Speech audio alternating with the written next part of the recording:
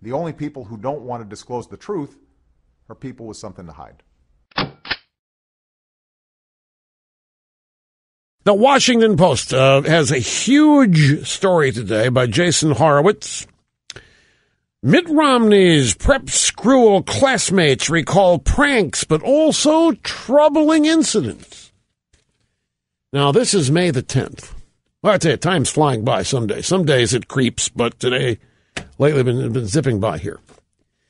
The Washington Post can find out what Mitt Romney was doing 50 years ago in high school, but they still can't be bothered to find Barack Obama's transcripts at Columbia, at Harvard. They can't find real girlfriends. They got to go with this compressed composite. They can't find. They're not interested in finding. They're not interested in finding. Did Obama pull off any pranks in high school? What did Obama do in high school? Did Obama discriminate against? Where did Obama go to high school? At what ages did he wear a turban? At what ages did he not? They haven't found out any of this stuff. Well, there are pictures of him wearing a turban, I think in Kenya. My point is, the Washington Post can find out what Romney was doing in high school, but they can't be bothered to find out what Obama's transcripts, even some of his writings from college and law school. These incidents that the Washington Post has dug deep, happened in 1965. And what they focus on here is that Romney teased, mocked, taunted a student that even the Post says could have been gay. Could have been gay. Now, we know what's going on here. This is the campaign. This is exactly, you've been warned. You knew. You don't need to be warned. You know this kind of stuff's coming. This is what the drive-by media does in conjunction with the Democrat in the White House. When I saw this, I started laughing. And how as recently as 2000, when they dug up the George W. Bush DUI the weekend before the election, well, everybody was really upset about that, panicked over the impact it might have, and it did make the election closer. But here we are 12 years later. Now, maybe I'm wrong, but I think most people are going to laugh at them. What is this? It's so obvious now. It is so pathetically transparent what this is. Media ganging up on Romney. A pro-Obama media ganging up on Romney. 1965. Probably a stretch to say it had anything to do with the kid being presumed gay. If you had long hair in 1965, you're going to get razzed. It didn't matter. They weren't going to think you were in the Beatles. If you had long hair in 1965, you were going to get made fun of. See, 1965 is a great year. Bullying was legal. Watch that be a quote that shows up at Media Matters. Limbaugh praising bullying while defending Romney. See that? Yes. Remember now, this is the same Washington Post that found that the N-word was painted on the underside of a rock at a summer camp where Rick Perry used to go 100 years ago. Remember that, Rachel? You don't remember. That's why I'm here hosting. During the Republican presidential primaries, the Washington Post ran a story. You know what? They found a rock, some summer camp that young Rick Perry went. They found the N-word written on the bottom. Somebody had to go there. You know, there used to be a rock here years and years ago. It had the N-word on it. Really? Where was that rock? They went out, they found it, turned it over. Lo and behold, there it was. And since Perry had once gone to that camp, guess what?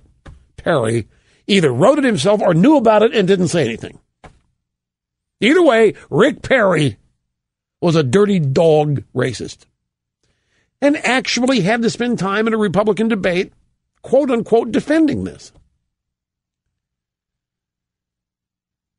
Now, if the pattern holds true, what we're going to find out here. So we got a story in the Washington Post about Romney and the pranks he pulled, and he might have taunted a gay student in 1965. So if the pattern holds true, like with the dog story. Remember the dog story? You do? Tell me about the dog. I want to make sure you understand the dog story. You're not going to be on the air. I just want you to tell me, what is the dog story? Right. So what do we find out? We find out that Romney is also insensitive to animals, hates dogs, mistreats them, just this side of Michael Vick. Romney and the family got in the family sedan or family station wagon. They couldn't fit the dog in it, so they put it in a cage on top of the family sedan. They drove down the highway. Dog loved it. Romney accused of having no heart where it comes to dogs, right? Then we find out, some quite accidentally, that Obama admits to eating dog in his one of his autobiographies. So if the pattern holds, what we're going to find out here, not only will we find that Obama harassed a student in high school, but that he cut the student's hair off, just didn't make fun of the kid for long hair, and then ate the hair. And wrote about the nutritional value of the kid's hair. Obama admitted in his first biography that he's tried cocaine. Does the Washington Post ever try to find the seller? They haven't. Has the Washington Post ever tried to find, the neighborhood where it happened? We talked to other people who might have been around when Barry was doing cocaine. Yeah, I haven't seen that article either. But we got, when you print this thing out, 1, 2, 3 pages here. Mitt Romney prep school classmates recall pranks, but also troubling incidents. Now, here's some of it. Mitt Romney returned. Bloomfield Hills, Michigan is the date line. Mitt Romney returned from a 3-week spring break in 1965 to resume his studies at a Haskell at the prestigious Cranbrook School. Oh, well, now it's even worse. It's a prestigious school as opposed to some dump public school.